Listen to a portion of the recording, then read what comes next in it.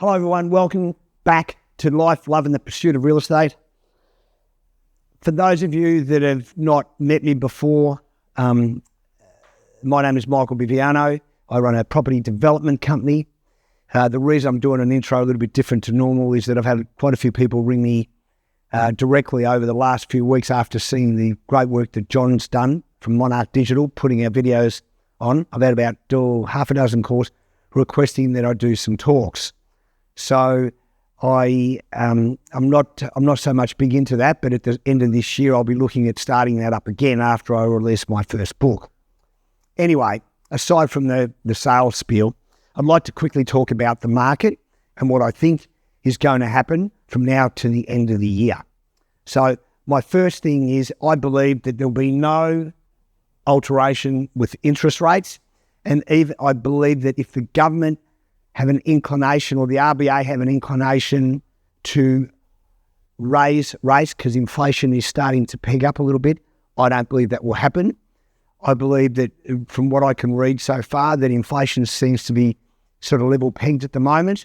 And what people are now doing, which has also helped the inflationary aspect, and not many people talk about this, but people have changed buying habits.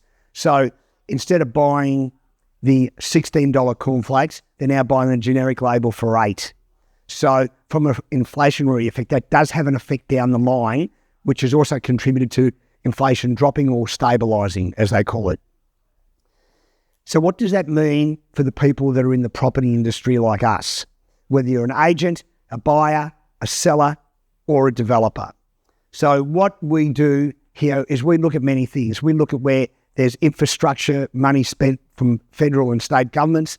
And I think from a transactional point of view, us developers love infrastructure jobs in the areas that we're developing in. We love them. We love them. They are at the hiatus of our thought process. Roads, train, public transport, medicine, medical, all those things, amenity, everything matters when you're developing property, and everything matters when you're developing property for the needs of the buyer you haven't met yet. Now, in addition to this, I had some dialogue with Blair and Christian the other day at length in here about what the perception of the market is and what they're going to buy next. And this is where I think it's at. People will forego location if they can get the right product.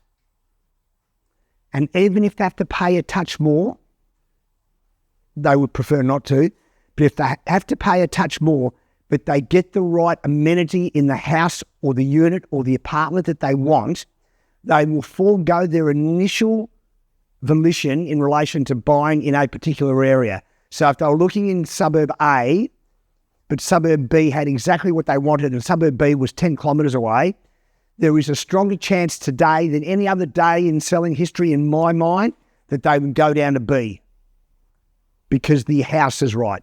So the dwelling and the amenity in the dwelling is more important than the location currently due to the lack of stock, currently due to the high prices, currently due to the high interest rates, and currently due to the lack of availability of funds from credit from the banks. Thanks for listening. Hope that helps.